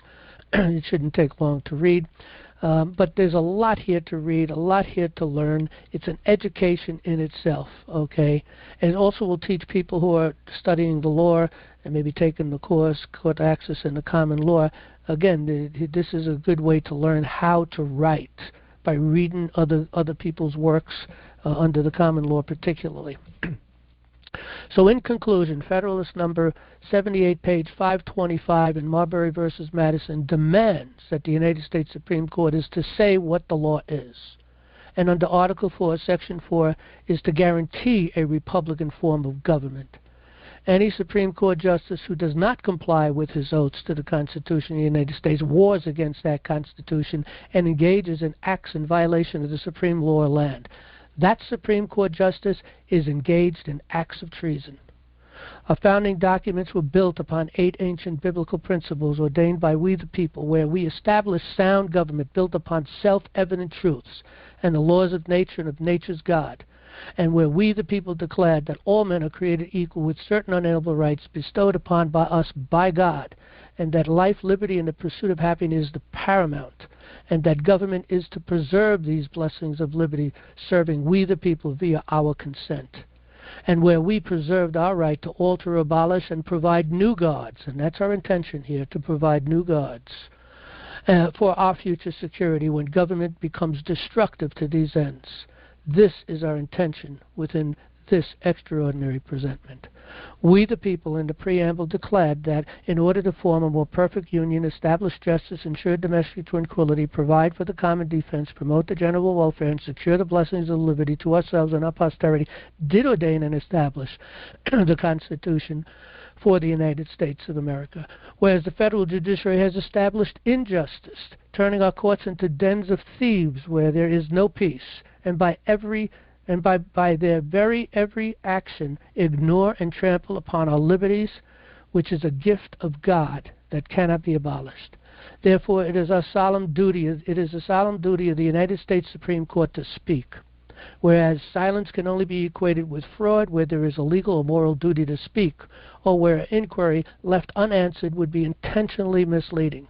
We, the people, demand that the United States Supreme Court declare the restoration of our courts of justice, where no judge may enter or intercept with their repugnant summary judgments or impose their will in any way upon our courts of justice, where a magistrate will uphold the will of the tribunal, being we the people, that we ourselves will administer to. We the people stand at the precipice of losing our natural law republic, as de facto President Obama said during the 2016 White House Correspondents' Dinner, where he predicted Hillary Clinton presidency in 2017 and said, "The end of the republic has never looked better." So you understand where their final way, where they were finally to be if Trump didn't win that election in 2016. This shows the intent of their de facto democracy. Therefore, we the people are resolved, and as our founding fathers, we too pledge our lives, our fortunes, and our sacred honor. And if you refuse to act, the blood of innocent patriot Americans will be on your hands, and we will require of you what justice demands. Nuremberg.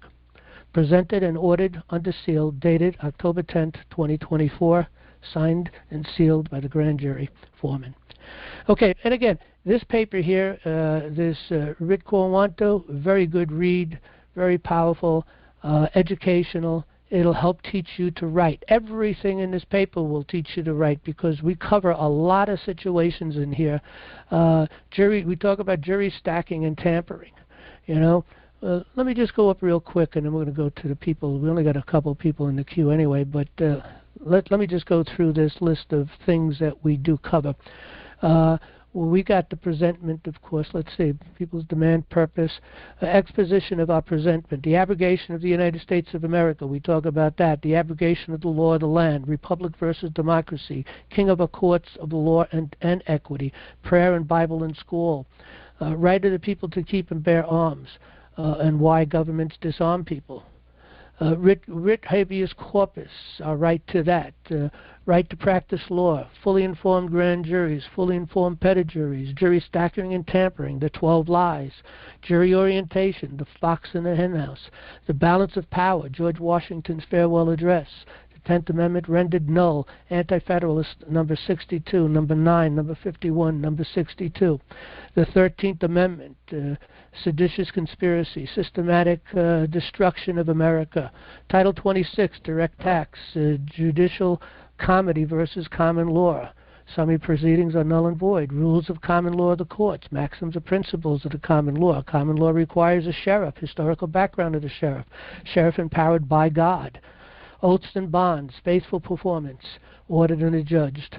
Okay, so those are a lot of the things we talk about, and again, anybody taking the course should read this paper, but I'll tell you, anybody hearing my voice at this point should be reading this paper because it's an education. It'll liberate you. It'll give you an understanding of what's wrong in the courts and how we can fix it. And that, of course, is our intention, and that's where we stand. We stand at that precipice. Okay, with that, let me see if there's anything else I want to cover before we get into the other people here, as far as questions are concerned.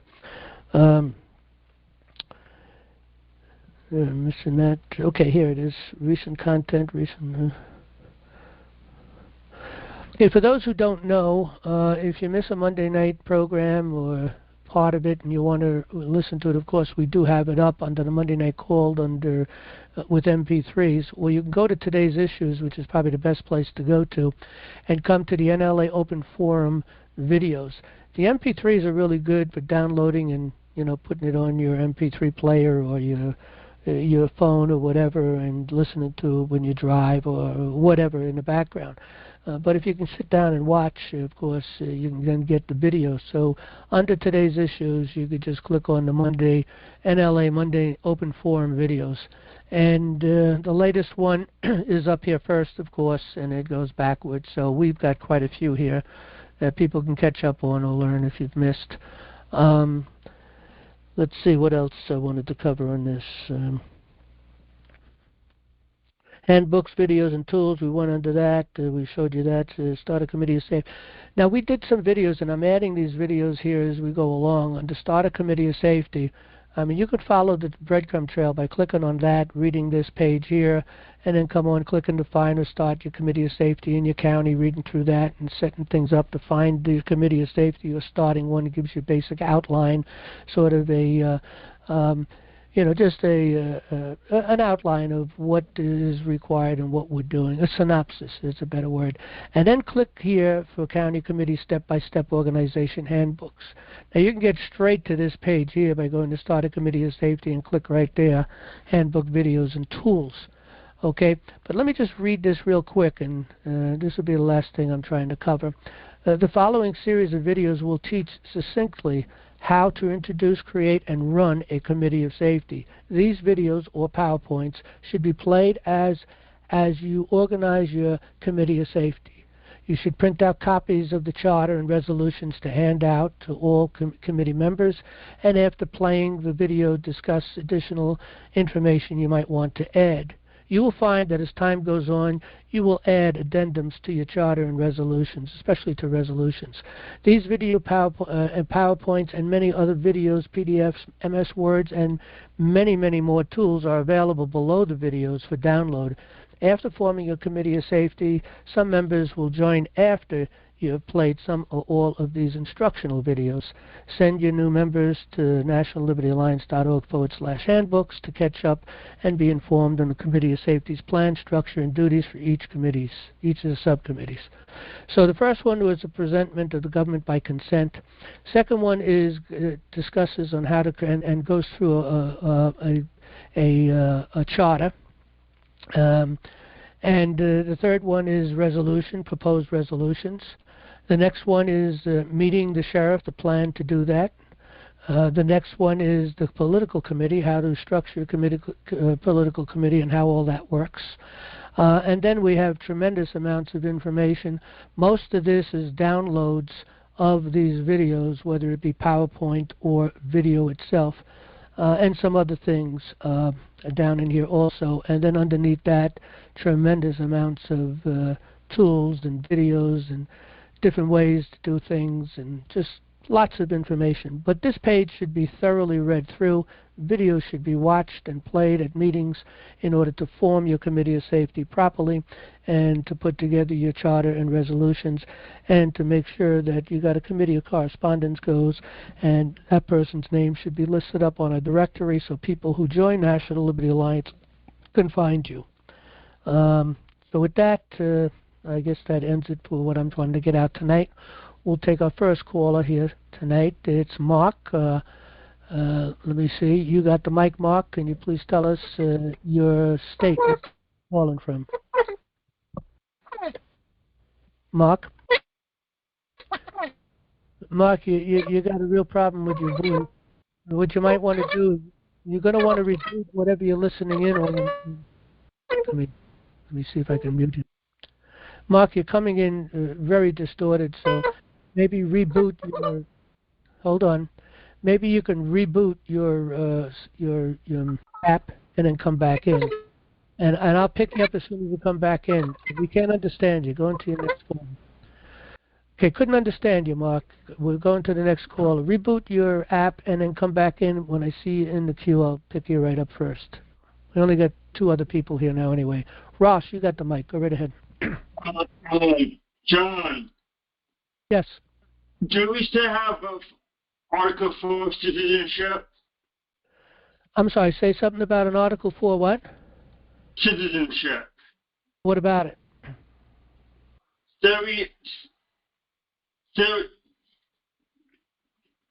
still have that one, or the 14th Amendment replaced the citizenship?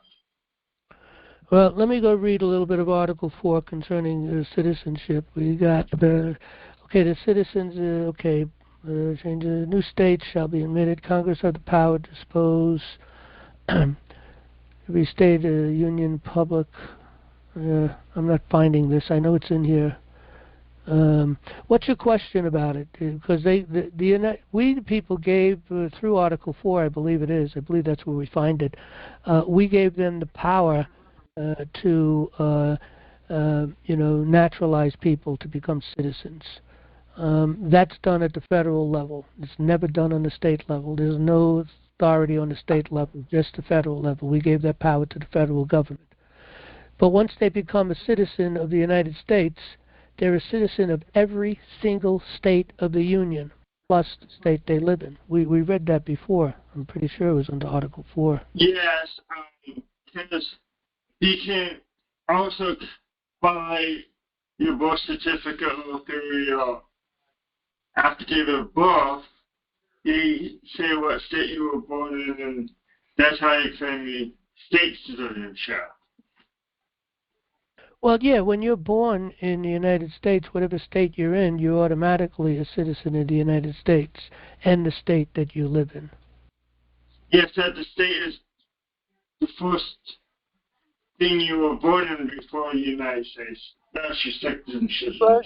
again, I know people make a big thing about this United States citizen. And I used to make a big thing too when I was ignorant to these things. But when I did my proper education, I started reading things and trying to learn these things. Then it became pretty clear that we, the people, gave the power to the federal government to create citizens of the United States, and we are born as a citizen of the United States and the state we live in.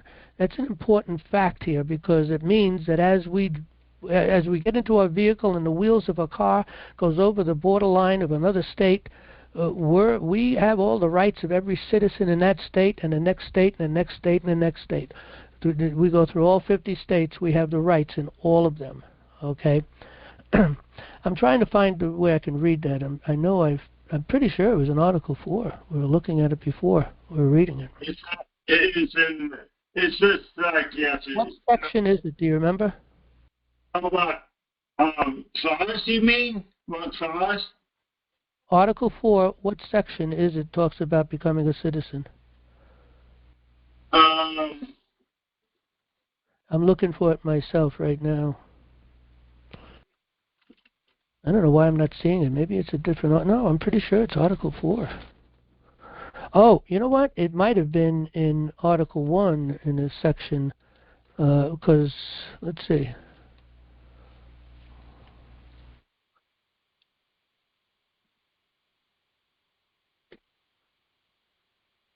I don't know if anybody else knows where it's at. They can pipe in, tell me where it's at. Let's see, Senate. No. All right, I don't remember where that's at, but if you could find it, you can let me know. Meanwhile, we're going to move to our next call, unless you have something else that you want to make a point. We now have a couple of people in the call in the queue now. So, Ross, anything else? Also, I'm sorry. We possibly become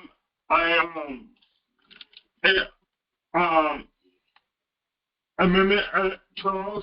We possibly will go in that situation, because if the Democrats get control of these both chambers of Congress, they will disqualify Trump from being elected.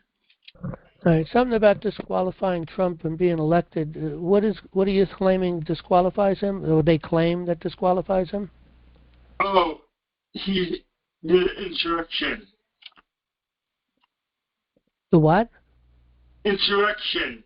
Oh, yeah, there was no insurrection. Well, there was an insurrection, but it was from the left and not the right. So that will be clarified very soon. It'll be cleared up. So. Okay. Thank you. Okay, thank you. Okay, I'm going to skip over to Mark that we missed. So hang on a second. Mark, you got the mic. Go right ahead. What state you from? Indiana. Indiana. Go ahead. We are going to understand you now. Go ahead. Okay. A week ago, we had our COS meeting, and we voted on our officers, and we watched the 2 videos on charter and resolution. And Okay. And I asked anybody if they had any, any additions or subtractions based on the canned charter and resolution, and nobody did. So I told everybody that I was going to type it all up, put our county in there and the date, and then I'll go around and get it signed. Well, in the last week, I've been contacted that some people think, well, why do you need a charter? Why do you need a resolution? Why do you need a vow? Why do you need a seal? And why do you need to record it at the recorder's office? So I didn't really have an answer for all of that until I would have to research it.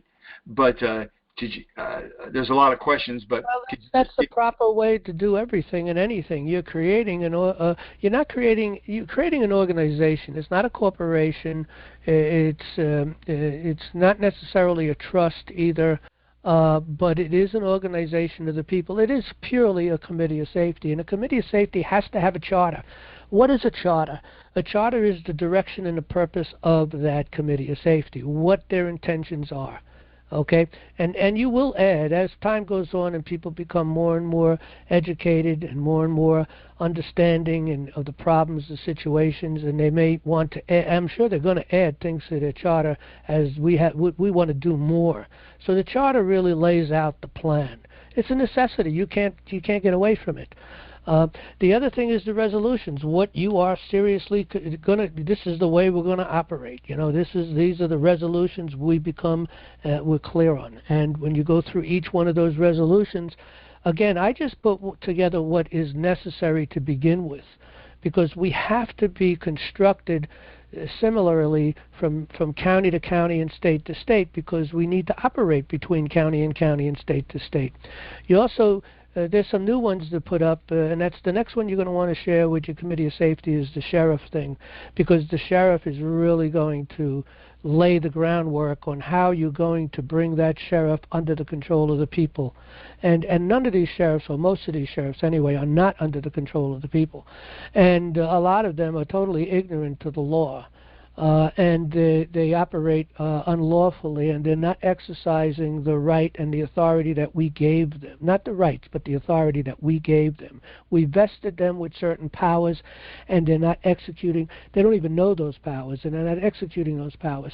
So when you look at the resolution, and even in the charter, we put some information about the sheriff in both, and we made it clear that what we need to do to bring our sheriff back under the will of the people, and to make sure we have an educated sheriff, if he refuses to educate, refuses to be obedient to the law, and refuses to honor his oath, then we're going to remove him. Okay, and it was very important to put that into our resolution and into our charter. We have a little bit in the charter, a little bit in the resolution. And when we package that together and put our seal to it and present that to the sheriff at the first meeting, which should be 10 minutes or less, no more than that, you just call the sheriff, you let him know we're a Committee of Safety in the county, a group of people want to exercise our right of government by consent. We'd like to meet with you, Sheriff, maybe get 10 minutes and give you some information about us, who we are, and what we're doing. So you get that appointment, you go. You don't want to go with too many people. 10 people is nice, but 5, 4, 3, or whatever is fine too. But you don't want to go too overwhelming. So you go with a group of people. You present them with a copy of the book, Government by Consent. You present him with a copy of the book of the Sheriff Handbook, Common Law Handbook. You present him. You want to package your charter and your resolutions. You want to have it bound. If you don't have a binding machine, you can go down to Staples or Office Max. You're going to be doing a lot of binding. For $40, $50, you buy a binder, and you put the binder on the edge, and you can bind your own materials. So you bring it in a book, okay? So you hand them the book. You got them the handbooks. You also want to get copies of the Constitution, the NCCS goodness, not org. What is it? Eric, do you remember what that is, or anybody? NCCS. Oh, .net. That's what it is. NCCS.net. Yes. You can order like 100 handbooks of the Constitution, the Bill of Rights, for I think it's $59, $59.95. I think it is, literally shipped and everything included, taxes. They ship it to you, so you can get them pretty cheap. You want to give the sheriff probably about 20 or 30 handbooks, okay, because you're expecting him to hand it out to his deputies, okay. You also want to give him a copy. When you give him the copy of the Sheriff's Handbook, for instance, let me open that up real quickly. You come under Welcome. Let me see, Welcome Books. Okay, you want to do this in regular book form, because people take things more serious. It's more powerful when they see it in a written word in a handbook form. Okay, but we have the County Sheriff Common Law Handbook. Okay, so this handbook here, you're going to want to give him probably 3 to 5, depending. At least 3. You want one to him, one to his undersheriff, and at least one more to any other officer. Maybe they have a lieutenant or somebody or whatever. I bought 5 for my sheriff. So, but anyway, you hand them all this stuff, and then that's when you tell them, look, we'd like to invite you to our next Committee of Safety, but we want to give you time to go through all this literature and stuff, and who we are as we the people, as a committee of safety. So you might not do the very next meeting, because you want to give him at least 30 days, So if you have a committee of safety coming up a week or two after that you're presenting this, and so you go to the next one and you give them 5-6 weeks to go through all that stuff, that's plenty of time. And that's when you may have to play hardball with the sheriff. And I did write some questions that I thought were appropriate, and people can make their own questions and add a lot more to that, use some of these questions, whatever they want to do. But all of that, I believe, is under that video, which is, let me go back. Okay, where is that? Okay, in any event, let me get here. Start a committee of safety, handbooks, videos, and tools. Okay, this video here, this is the one you want to play at your next meeting. And you want to make sure you get all your paperwork together, your books and everything, because after you listen to this video, you're going to want to meet with the sheriff within a week or two. So you're going to make the call, try to get an appointment, and then you're going to give them 6 weeks to go through it. And this will lay everything out, and I'm sure, when you bring your minds together as a group of people, free and independent, you'll come up with a lot of thoughts and other ideas you want to quiz the sheriff on. But the key thing is this. And you're going to give him access to come to the website, nationallibertyalliance.org, and he can come under education and click on court access in the common law, and he needs, and his deputies, everyone should come out here and take this course free of charge. We don't charge the sheriffs for any of this. So they can come out here. Once they click the buttons and join, let us know that they're a sheriff or a deputy, then this will automatically be open to them. And then they will learn everything they need to know under the common law, how the court system works, how the process works, what his duty and what is required of him as a sheriff. Okay? So that's what I suggest to do next. Yes. Another question somebody asked is, what gives the charter authority? The people. Okay. Listen, we are free and independent. One of the critical mindsets that you have to remember is we the people, ordained and established. It says so. We wrote it in the Constitution, the preamble. We the people ordained. Who ordains? A king ordains. We the people ordained and established. We are the lawmakers. We wrote the law. Now, we're all under God's law, of course. We didn't write that law, but we wrote the law that controls the government, that we have control over, that we have government by our consent. You see, we have to have these free minds. We have to think free and then start acting free. They're not the boss of us. We're the boss of them. That's okay. What's the significance of the seal? Oh, the seal. Well, a seal gives authority. A seal is when you have a seal, it's saying, first of all, this is authoritative. This is a group that is authoritative. Okay. It also bypasses the need to go get a notary in order to notarize it. We don't need that because we have honor, okay? And that's the purpose of the seal. We are a people of honor. We're putting our seal and our mark on it with the signature of the main officers of the committee, which, by the way, could be changed at any time, and you've got to remember that. Yes. So And they have no power or authority over anyone. They just keep things flowing. That's all they do. And they have certain responsibilities, though, that they have to attend to. And if they can't attend to those things, then someone else has to take those positions. So it's an honor thing, number one. Jefferson had a seal. He speaks about a seal. He talked about what Benjamin Franklin brought together. He said, I like that. That's what I want. And he changed the seal to what Benjamin Franklin had. So anyway, it's an honor. Last question. What's the recording it at the recorder's office? The charter and the resolution. Yeah, you're filing it in the county to let it be known we are here. This is who we are, and this is our intentions. And so everybody now knows this is the intention of this committee of safety.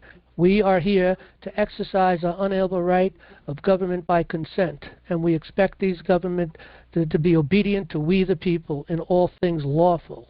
okay? And so we, of course, have to obey the law, too. We can't be ridiculous here, you know? So that's what the purpose of that is. And every time you visit the sheriff, you're letting him know exactly who you are, what you're doing, what your intentions are, and the resolutions you came up to the people. This is what we expect, and this is what we're going to do. And you do that to everything. You go to the school board, you hand it up there. You go to a town board, you hand it there. You go up to the legislators on the county level, you hand it there. When you collectively work with other county committees of safety within your state, and you go up to the legislators on the state level, you all hand it in there. And this prepares their knowledge to know who you are, what you're doing, by what authority we act. That's all the purpose. This has to be done correctly, and we have to be uniform across the state and across the United States. Thank you, John. Okay, thank you, Mark. Appreciate it.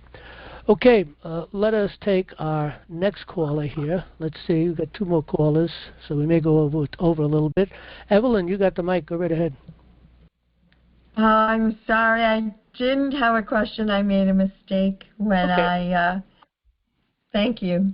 Okay. And thank you very much this evening. Okay. Okay, let us take our next person, which would be Anthony from Texas. Go right ahead. You got the mic. Anthony from Texas. 832 number. Calling again, Anthony from Texas. Last call for Anthony.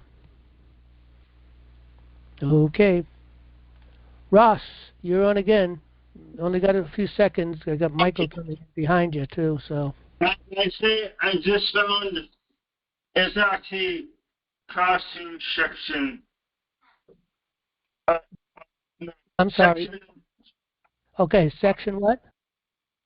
Section 2 and clause 1, the very first clause. Okay. So this is in Article 4, right? Yes. Okay, the citizens of. Okay, the person charged, no person whose service. I don't see it. Let's see. Discharge, demand. It says here the citizens of each state shall be entitled to the privileges and immunities of the citizens in the several states. Is that what you wanted to look at? Yes. Okay, well, that's the key thing here. I don't like the fact that they use the word privileges, but that is what it is. It is a privilege from God, so maybe they were thinking under those terms. It certainly is not a privilege from the government, and that's an important point to make sure that we understand. And the immunities were immunities of the citizens in the several states. We're immune to all of their laws that they may make, regulations, statutes. That has nothing to do with us.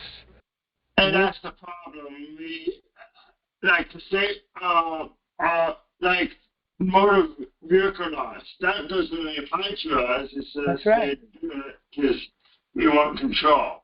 That's right. That's jurisdictions unknown to us. They've taken it and pushed it far beyond what it is. It is a commercial code. It's traffic code for commercial activities. Has nothing to do with us. Okay. Okay? All right. Thanks, Ross. Let's take our last caller here. We got Mike. You got the call, and you are from, what is that? Michigan. Michigan, yep, MI. Go right ahead. Yeah, John, just real quick here. Can I find Bill Thornton's lectures on common law on the website? We do have that in our, I think, let's see. In our courses, I think we have it in our civics course. We have his stuff in our civics course. You might be able to find it.